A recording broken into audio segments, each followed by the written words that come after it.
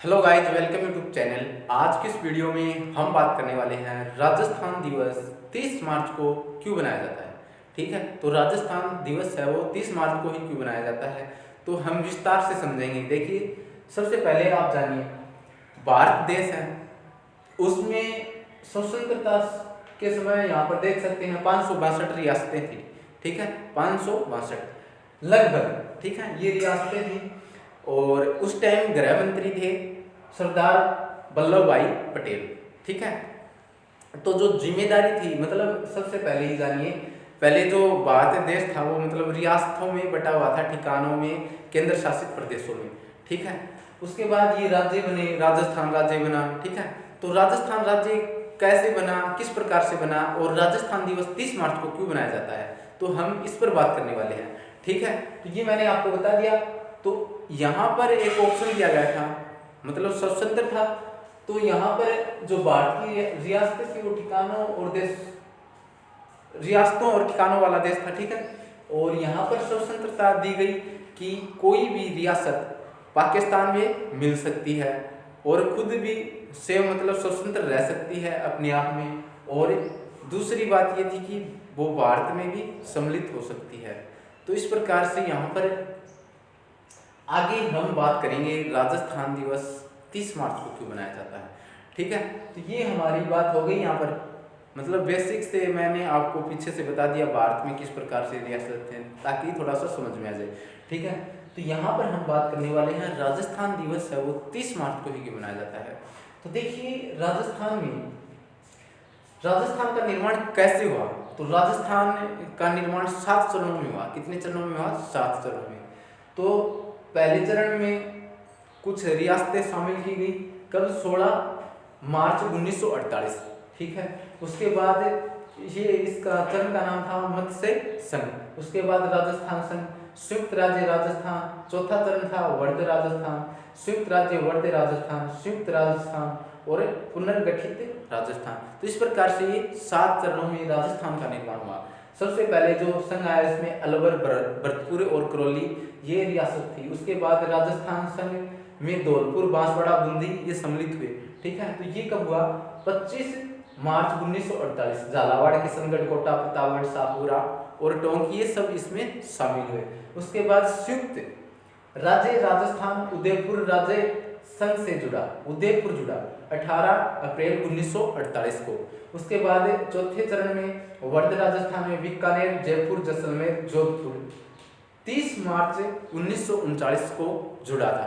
तो राजस्थान का जो चौथा चरण है उस टाइम देख सकते हैं आप, डेट देख सकते हैं 30 मार्च। तो इस चौथे चरण में ऐसा क्या हुआ? देखिए, चौथे चरण में सरकार हो गई एक, तो मतलब पहले कोई मुख्यमंत्री नहीं था, कुछ भी नहीं था।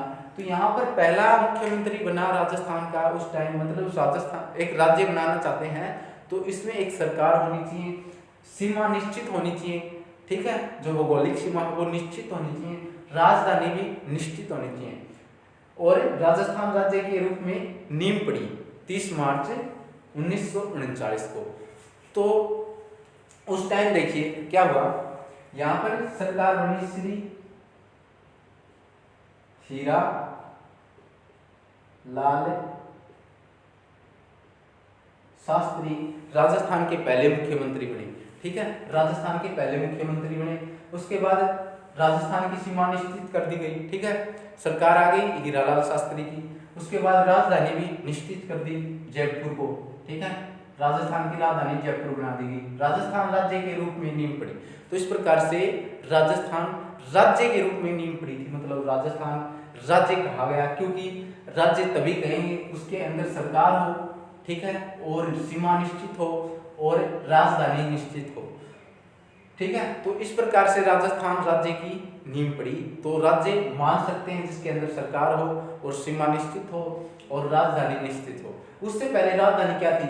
देखिए, राजधानी सबसे पहले थी, पहले चरण में अलवर को राजधानी बनाया गया। उसके बाद कोटा को दूसरे चरण में राजधानी बनाया गया। तीसरे चरण में उदयपुर को राजधानी बनाया गया और चौथे चरण में जयपुर को राजधानी बनाया गया और फिक्स कर दिया गया अब यही रहेगी राजधानी, इसे बदला नहीं जा सकता, मतलब निश्चित कर दी राजधानी जयपुर को। ठीक है, तो निश्चित राजधानी होगी और निश्चित सीमा होगी इसकी भौगोलिक सीमा, और सरकार भी निश्चित होगी, मतलब पहले मुख्यमंत्री हीरालाल शास्त्री यहाँ पर बन गए। तो ये तीनों नियम लागू हो गए, तो मतलब ये राज्य हो गया है राजस्थान राज्य। तो इस प्रकार से 30 मार्च 1939 को राजस्थान के चौथे चरण में इसकी नींव पड़ गई राज्य की। उसके बाद अगला चरण आया, 5वां चरण आया, ठीक है। उसके बाद 6वां चरण आया, फिर 7वां चरण आया। तो राजस्थान का एकीकरण 7 चरणों में पूरा हुआ। तो राजस्थान का लास्ट जो चरण है पुनर्गठित राजस्थान, ये 1 नवंबर 1956 को हुआ था। तो इस दिन क्या हुआ, इस दिन मतलब जो और रियासतें मिली हैं, जो जिले मिले हैं यहाँ पर, वो मतलब इस प्रकार से जो मैप देख रहे हैं राजस्थान का, अब जो नया मैप है वो इसी प्रकार से 7 चरणों के बाद इस प्रकार से मैप दिखा, ठीक है। मतलब बदलाव होते गए, लेकिन जो ये 3-4 बदलाव हैं ये चेंज नहीं हुए। मतलब राजधानी फिक्स रही, जयपुर रही, चौथे चरण में बनी राजधानी, ठीक है, फिक्स, और उसके बाद 5वें में ये रही, और 6ठे में भी, 7वें भी, इस प्रकार से मतलब आगे कंटिन्यू ये राजधानी रही, ठीक है। और मुख्यमंत्री मतलब यहाँ पर सरकार आती रही। अब कौन है राजस्थान के मुख्यमंत्री, तो भजनलाल शर्मा, ठीक है। सीमा निश्चित है। अब देखो राजस्थान में 50 जिले हो गए हैं, राजस्थान में नए 19 जिले बने हैं। तो राजस्थान के अंदर जो जिले हैं उनको तोड़कर तो बनाया गया है, मतलब ये बाहर से तो कोई जिला नहीं आया है, मतलब ऐसा नहीं हरियाणा से कोई जिला ले लिया हमने, ठीक है, हरियाणा की सीमा नहीं ली, पंजाब की सीमा नहीं ली। तो मतलब राजस्थान के अंदर ही अपडेट हुआ है, राजस्थान के अंदर ही तोड़ा गया है। मतलब जैसे जयपुर से 4 जिले बन गए, जोधपुर से 4 जिले बन गए, ठीक है, सलूम्बर बन गया, उदयपुर से, शाहपुरा बन गया, भीलवाड़ा से, इस प्रकार से नए जिले बने हैं। अजमेर से केकड़ी, कोटपुतली, बहरोड, ये मतलब सीकर से, और जयपुर से नए जिले बने, इस प्रकार से मतलब इसके अंदर ही तोड़ा गया है, ठीक है। जिलों को नए जिले बने हैं, वो राजस्थान के जो पुराने 33 जिले हैं उनसे ही राजस्थान के नए 19 जिले बने हैं। तो मतलब पहले जो मैप था उसी प्रकार से राजस्थान का मैप है, ठीक है। लेकिन यहाँ पर इसके अंदर जिलों की संख्या मतलब बढ़ गई है, सीमा वही है, जो बाहरी एरिया है वो मतलब मैप है उसी प्रकार से मैप, ठीक है। अब देखिए ये मैप फिक्स कब हुआ था, 1 नवंबर 1956 को हुआ था। 1 नवंबर को मतलब राजस्थान का लास्ट जो चरण है उसमें 1 नवंबर को ये मतलब डेट दे रखी है। पुनर्गठित राजस्थान का जो लास्ट चरण है उस ये 1 नवंबर 1956 को हुआ था एकीकरण इसका, ठीक है। राजस्थान का पूरा एकीकरण हो गया था। अब देखिए राजस्थान एकीकरण 7 चरणों में हुआ था। 22 रियासतों के एकीकरण, 19 रियासतें और 3 ठिकाने, 1 केंद्र शासित प्रदेश था मतलब पहले। उसके बाद रियासतों के एकीकरण में लगा समय, तो ये देखिए बहुत इंपॉर्टेंट है। तो 8 साल, कितना, 8 साल 7 महीने और 14 दिन लगे थे। 8 साल 7 महीने 14 दिन लगे थे, ठीक है। उसके बाद आज़ादी के वक्त कई रियासतों तो स्वतंत्र जोधपुर, जैसलमेर पाकिस्तान के साथ जाना चाहती थी।